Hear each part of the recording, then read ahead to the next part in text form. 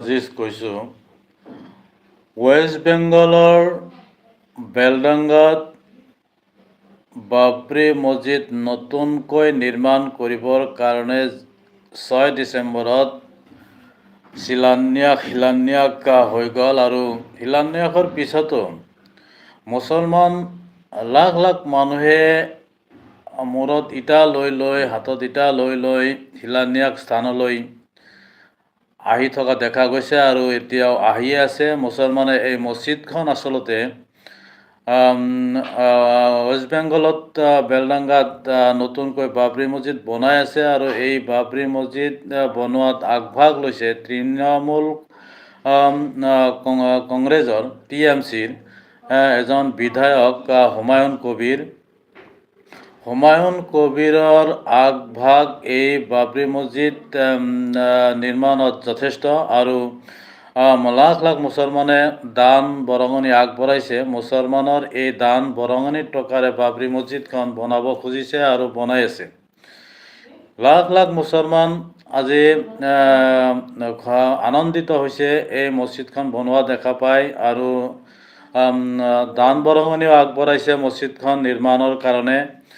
খালি মুছলমানেই নহয়, মুছলমানৰ এই মছজিদখন নিৰ্মাণৰ সময়ত বেলডাংগাত এজনী মুছলিম ছোৱালীৰ সৈতে তাইৰ বান্ধৱী এজনী অৰ্থাৎ হিন্দু ছোৱালী এজনী মূৰত ইটা লৈ বেলডাংগালৈ গৈ থকা দেখা পাইছে আৰু বাবৰি মছজিদ নিৰ্মাণ স্থললৈ গৈ থকা দেখা পাইছে আৰু দেখা পোৱা যায়। আৰু এই ছোৱালীজনী বহুত আনন্দিত হৈছে। আপোনালোকে চাওক, এই ব্ৰাহ্মণ ছোৱালীজনীয়ে নিজৰ বান্ধৱী এজনী মুছলিম ছোৱালীৰ সৈতে এই মূৰত ইটা লৈ বাবৰি মছজিদ নিৰ্মাণ স্থললৈ গৈ আছে। এইটোৱে বুজাইছে যে এইটো এটা মহব্বতৰ পৰিচয়। ইয়াতে কোনো হিন্দু মুছলিম কৰিব নালাগে। এই বাবৰি মছজিদ নিৰ্মাণ আৰু ব্ৰাহ্মণ ছোৱালীয়ে মুছলমান ছোৱালীৰ লগ লাগি মূৰত ইটা লৈ বাবৰি মছজিদ ক্ষেত্ৰলৈ গৈ থকা দেখাটো এটা মিল মহব্বতৰ পৰিচয়। আপোনালোকে চাওক, স্ক্ৰীণত চোৱাৰ পিছত নিজৰ মতামত কমেণ্ট বক্সত লিখক আৰু যিসকলে মোৰ চেনেল নতুনকৈ চাই আছে, ছাবস্ক্ৰাইব কৰিবলৈ বাকী আছে, প্ৰত্যেকে মোৰ চেনেলটো ছাবস্ক্ৰাইব কৰক। আপনার নাম আর বাড়ি?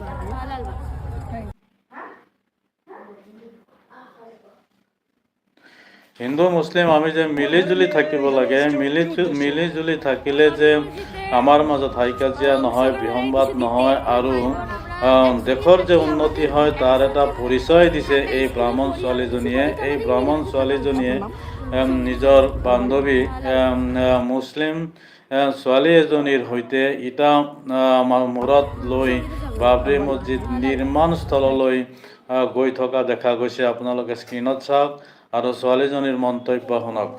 ঘরের মেয়ে হয়ে এখানে এসছো কি উদ্দেশ্যে? বাবরি মসজিদের অংশগ্রহণের কিছু দিতে।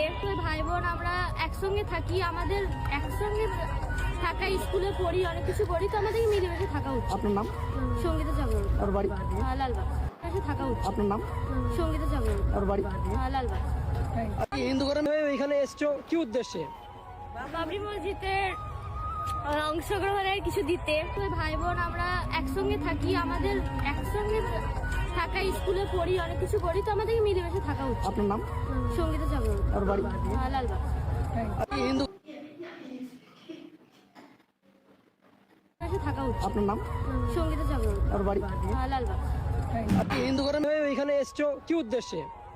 বাবরি মসজিদের অংশগ্রহণের কিছু দিতে। ভাই বোন আমরা একসঙ্গে থাকি, আমাদের একসঙ্গে থাকা, স্কুলে পড়ি, অনেক কিছু করি, তো আমাদের মিলেমিশে থাকা উচিত। আপনার নাম? সঙ্গীতা জাগরণ। আর বাড়ি? লালবাগ। হিন্দু থাকা উচিত। আপনার নাম? সঙ্গীতা জাগরণ। আর বাড়ি? লালবাগ। হিন্দু ঘরের মেয়ে হয়ে এখানে এসছো কি উদ্দেশ্যে? বাবরি মসজিদের অংশগ্রহণের কিছু দিতে। ভাই বোন আমরা একসঙ্গে থাকি, আমাদের একসঙ্গে থাকা, স্কুলে পড়ি, অনেক কিছু করি, তো আমাদের মিলেমিশে থাকা উচিত। আপনার নাম? সঙ্গীতা জাগরণ। আর বাড়ি? লালবাগ। ইয়াৰ পিছত মই আৰু এটা খবৰলৈ আহিছোঁ। এই খবৰটো ছ'চিয়েল মিডিয়াত ভাইৰেল হৈছে।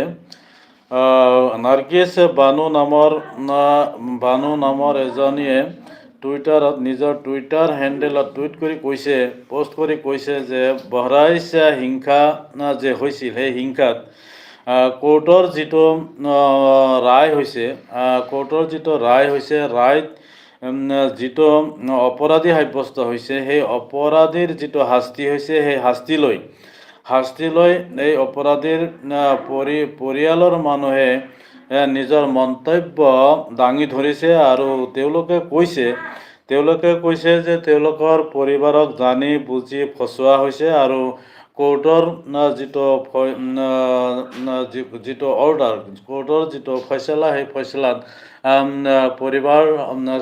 শাস্তি পোৱা পৰিবাৰটো সুখী নহয়, সন্তুষ্ট নহয়। আপোনালোকে চাওক, পৰিবাৰে কৈছে যে যিদিনা ঘটনাটো হৈছিল সিদিনা শাস্তি পোৱা জনৰ দেউতাই নেপালত গৈছিল আৰু নেপালত যোৱাৰ পিছতো তেখেতসকলক ফচোৱা হৈছে আৰু যি স্থলত ঘটনাটো হৈছিল, হিংসাত্মক ঘটনা ঘটিছিল, সেই ঘটনাৰ স্থানটো তেওঁলোকৰ ঘৰৰ পৰা কমেও 10 কিলোমিটাৰ দূৰত আছিল আৰু তেওঁলোকৰ দেউতাক ঘৰত নাছিল। কিন্তু কোৰ্টে অৰ্ডাৰ দিয়া মতে সিহঁতৰ যিটো শাস্তি হৈছে, সেই শাস্তিটোত ইহঁতে সন্তুষ্ট নহয়।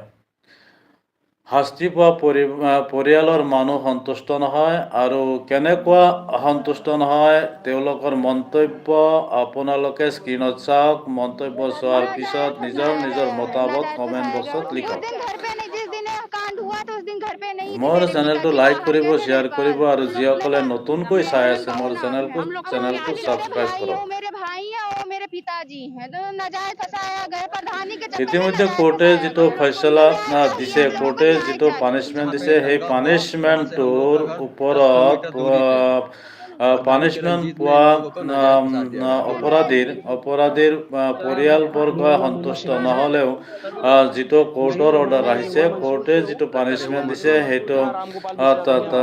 সেইটো পানিছমেণ্টটো হ'বই আৰু তাৰ ওপৰত অসন্তুষ্ট হৈ লাভ নাই, কাৰণ কোৰ্টে দোষী সাব্যস্ত কৰিহে শাস্তি দিছে। আপোনালোকে চাওক।